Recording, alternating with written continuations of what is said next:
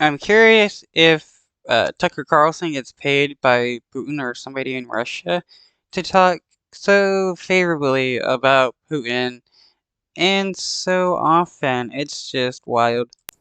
Hey, it's Tucker Carlson. You may have found yourself wondering recently, as the world slides closer to nuclear annihilation than any time in human history, why exactly are we at war with Russia? It seems like there's a pretty significant downside to this particular foreign policy decision, starting with economic collapse and ending potentially with extinction. Well, yeah, that would be Russia's doing if there's some kind of nuclear attack.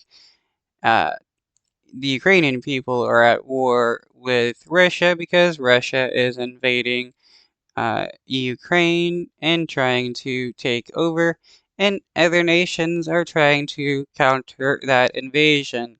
It's not too hard to understand. So, is there a good reason we're doing it? So many innocent young people have been killed. So many hundreds of billions of dollars have been wasted, some of them from the US Treasury. Well, we're just giving excess military supplies to Ukrainian military members, so nothing wrong there. So, what's the point? Are we really doing this so the Biden family can repay its debts to the oligarchs who financed their beach house in Rehoboth? That's funny because that's not the reason why the United States is helping the Ukrainian government. Are we doing it so our government can continue to lie about its illicit biolabs in Eastern Europe? So that flabby losers like Toria Nuland and Tony Blinken can feel like they're doing something important with their sad, empty lives? Really? I don't know who those people are, but well, Tucker Carlson, yeah, somebody has to be paying him off because he obviously knows the reason why uh, the United States is helping the Ukrainian people. But he wants to make up all these lies and conspiracies. It's wild. Honestly, there's got to be a better reason for waging this, the most pointless war of all. What is it? Well, thankfully, we have an answer. The war against Russia, ladies and gentlemen, the war against Putin and for Ukraine is in fact a war for democracy. It's funny how he calls it a war against Russia, like it wasn't Russia who started it. Watch and recall the motive. The President has said many times we're focused on what we can do to support Ukraine's effort to fight for their democracy. Democracy must prevail. The Ukrainian people are fighting the fight for their democracy, and in doing so, for ours as well. Assisting and helping Ukraine win this fight for democracy and freedom. And of course, Ukrainian President Zelensky understands that what's at stake in Ukraine is bigger than just his nation. It is literally a battle for freedom and democracy themselves. They are showing the world what an existential fight for democracy looks like. President Zelensky and the Ukrainians have changed the course of history for the better, and we unequivocally are with the Ukrainian people in their fight to remain a sovereign democracy. Unequivocally with the Ukrainian people to remain a democracy. It's a Yeah, because if Putin takes over Ukraine, they're not gonna have the same freedoms that they do now because Russia and Putin will take away a lot of their rights. partisan view. Democracy must prevail. You just heard noted democracy expert Nancy Pelosi say, the daughter of the mobbed up mayor of Baltimore. As Pelosi puts it, the Ukrainian people are fighting the fight for their democracy and for ours as well. Yeah, they're fighting for their freedoms that is being threatened by Russia. And if Russia takes over Ukraine, they're gonna be taking over other nations. And it's going to cause a lot of issues. That's right, for ours as well. Without Ukrainian democracy, in other words, we can have no democracy here. If the Ukrainians aren't free, neither are we. We must make sure they can vote in Kiev so we can continue to vote in Kansas City. It's really that simple. And yet tonight, we regret to tell you that we have a problem. It looks like they're not going to be able to vote in Kiev anymore. And no, for once, it's not Putin's fault. Democracy in Ukraine seems to be suspended by the world's foremost democracy advocate himself, Field Marshal Zelensky. Watch this. Чи будуть в Україні наступного року вибори? Це ж питання глобальне. І якщо ми переможемо, то будуть. Значить, не буде військового часу, не буде війни. А вибори повинні проходити у мирний час, коли немає війни, згідно законодавства. So So he's saying, according to Ukrainian laws, they will postpone the elections if there is a war. That happens in a lot of nations, actually. when you have an election, well, he says if we win, we'll let people vote. Otherwise, no. You Yeah, because if they lose, they're not going to be able to vote. Like, how dumb can Tucker be? vote when we feel like it, because ultimately we're completely in charge and make all the rules. Your job is to obey or be punished. That's our version of self-government. No, obviously he was saying if the Russians take over and they lose their war, people probably won't be able to vote. Self means me. I'm the government. Now, that's not just any autocrat. That's our chief ally in the war for democracy. This is the guy who just announced he's likely to cancel next year's elections. Well, this is funny how he's acting like Zelensky is a dictator while supporting an actual dictator. It's pretty wild. So you've got to wonder what the Biden administration thinks of this. We can't possibly continue to support Zelensky, that guy, after he said that, can we? Because in a clip less than 30 seconds long. Well, after saying facts that people will go to vote if they win the war, and if they don't win the war, they won't be able to vote because obviously Russia will take over Ukraine and prevent that from happening. He just blew up our entire rationale for supporting his side in the war. So we can't support him. Oh, of course we can. And we will. Here's Joe Biden from yesterday reaffirming America's unequivocal support for Ukraine. No matter what happened in Russia, we, the United States, will continue to support Ukraine's defense and its sovereignty and its territorial integrity. So to recap, we are currently fighting a war for democracy on behalf of a leader who just casually announced he's happy to end democracy, and our democracy-supporting leaders have no problem with that. In fact, he didn't even say anything about actually ending democracy in Ukraine. So Tucker is just obviously lying right here and continually lying, and his audience will believe it because they're sheep. They're strongly for it. Shocked? You shouldn't be. Of course they're for it. You should have seen this coming. Wars for democracy always cancel democracy in the process. That's why our leaders love them. And they all do it, even the virtuous leaders. Abraham Lincoln suspended habeas corpus. The British government under Winston Churchill. That's funny how he brings up Lincoln and don't even talk about why. Churchill threw an entire opposition party into prison and let them rot for the duration, in some cases with their families. So in a war...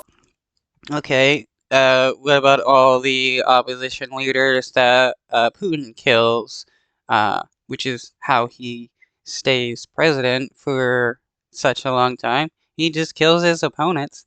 But yet, Tucker Carlson won't talk about how much of a dictator Putin is, because he wants his base to believe that Putin is somehow a good guy. For democracy, you can do anything. Imagine what a man might do who has fewer principles. If that man, say, ran Ukraine, he might seize churches, arrest priests, ban all criticism of himself, disappear his political opponents. Yeah, the stuff that Putin does, like, come on, this is hilarious. This is just totally hilarious. Putin is obviously a dictator. He kills his political opponents.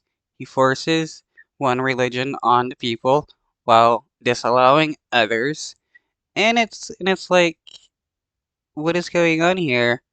Is Tucker Carlson trying to put his people into the Twilight Zone? And that's happening. Just last month, Zelensky threw a man called Gonzalo Lira into prison indefinitely for the crime of daring to write about the Ukrainian government in unflattering ways. Now, what's interesting, what separates this from other such cases, is that Lira is an American citizen. So Joe Biden, who is quite a bit of SWAT, as they say in Ukraine, could have freed Gonzalo Lira within hours. But he didn't. He didn't want to. He didn't.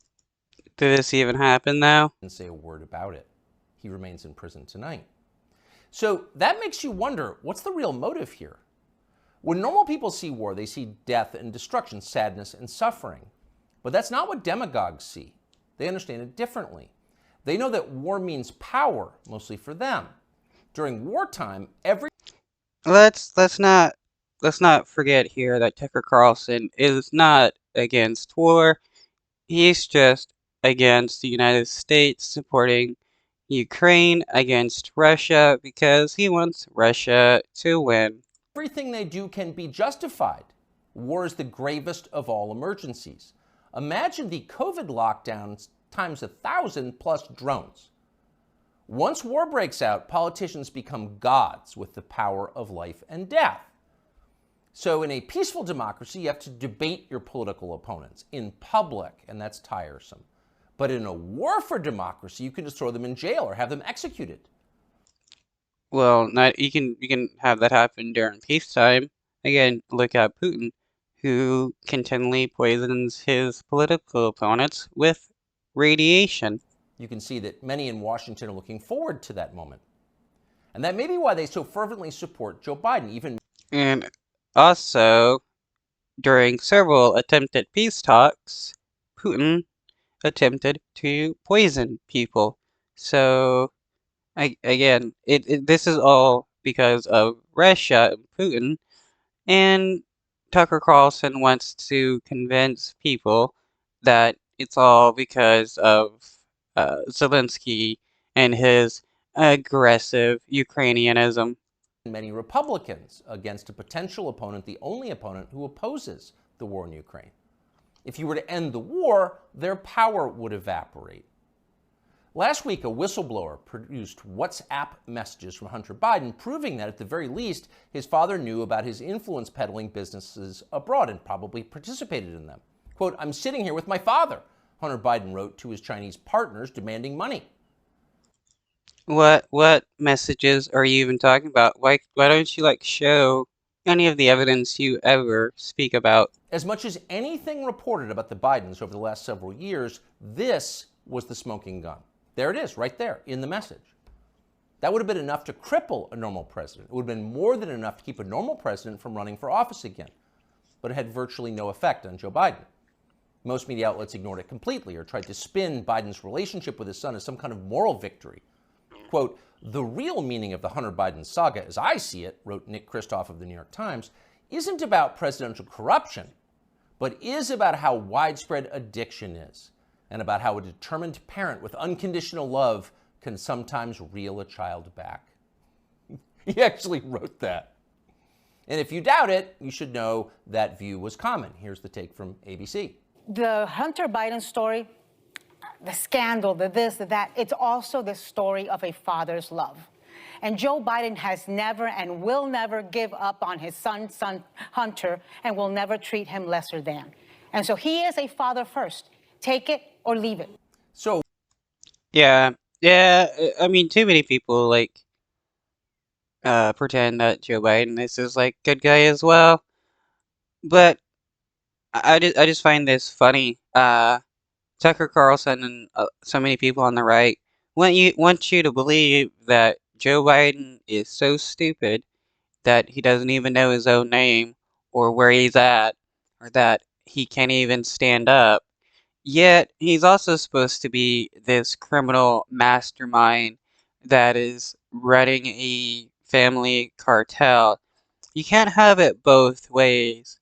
But with fascism and stuff like that, they will speak about the people they hate, where the people are both these weak people that are corrupt and can't do anything, as well as people that control everything and somehow some kind of criminal mastermind.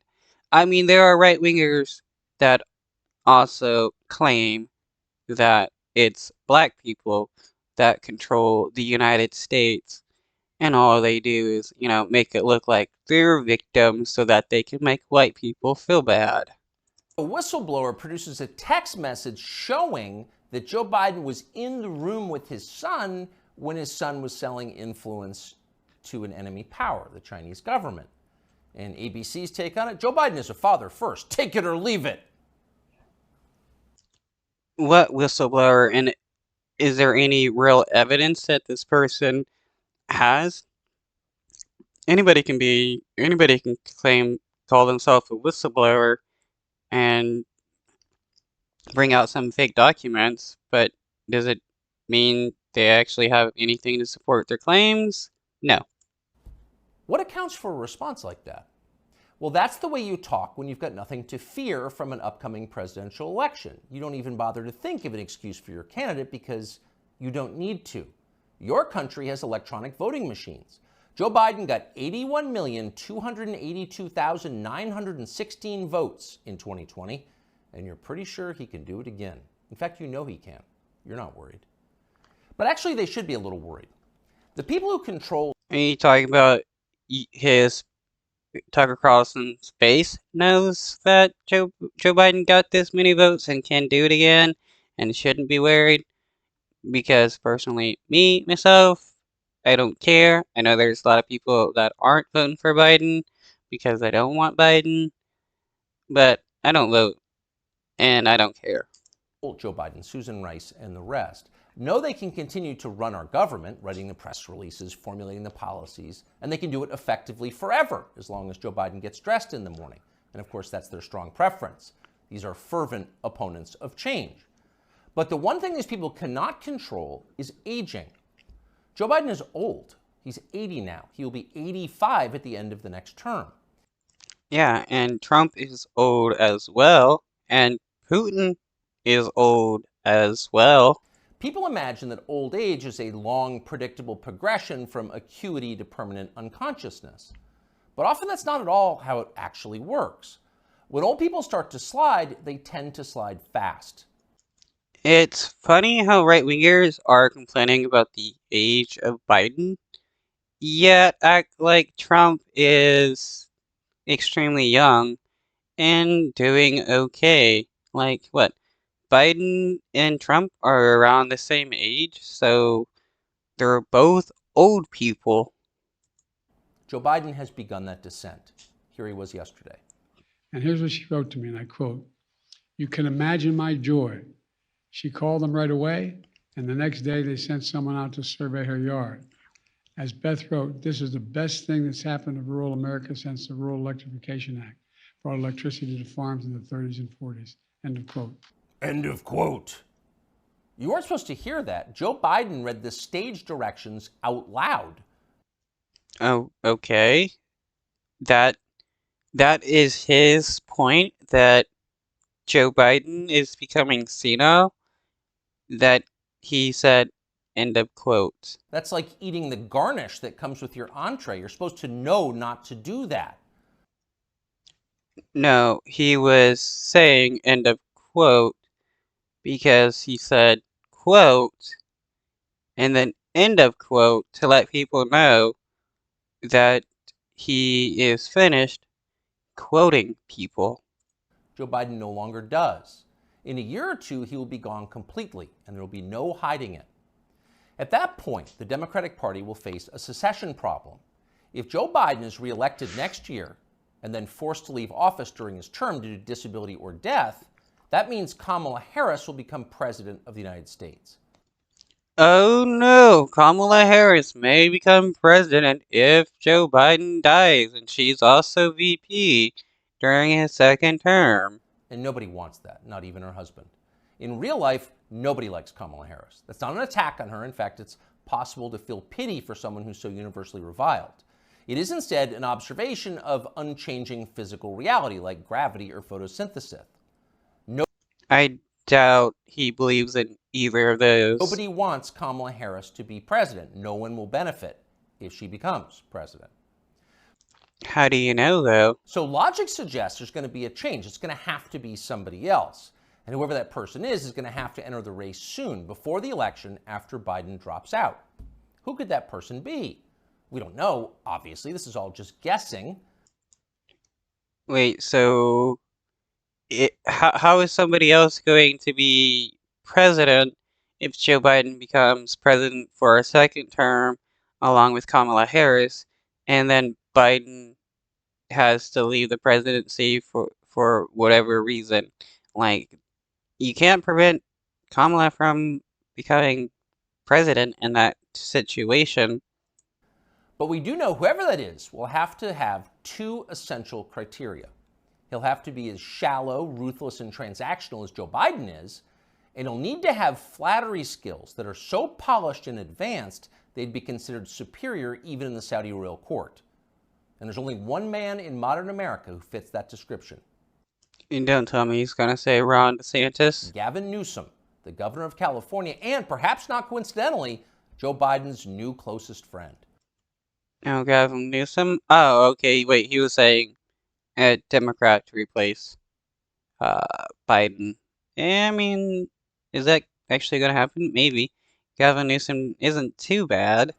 I am here, Mr. President, Newsom told Biden at an event the two did together last week. I am here as a proud American, as a proud Californian, mesmerized by not just your faith and your devotion to this country and the world we're trying to build, but by your results, by your action, by your passion, by your capacity to deliver.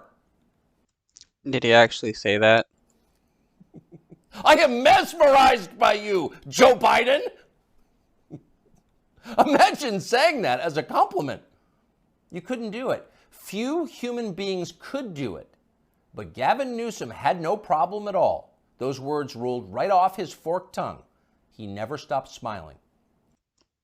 So, Tucker Carlson is mad at Gavin Newsom for complimenting Joe Biden and liking Joe Biden? That's pretty weird. So if you're looking for the leader of the coup, there he is right there. So, Gavin Newsom is now the leader of a coup because he likes Joe Biden. That's a weird connection. This was just a funny episode. Tucker Carlson is so in love with Putin, and it's just weird. Like, his pretending that Putin is this somehow good guy is just so wild when he obviously knows that Putin is a dictator.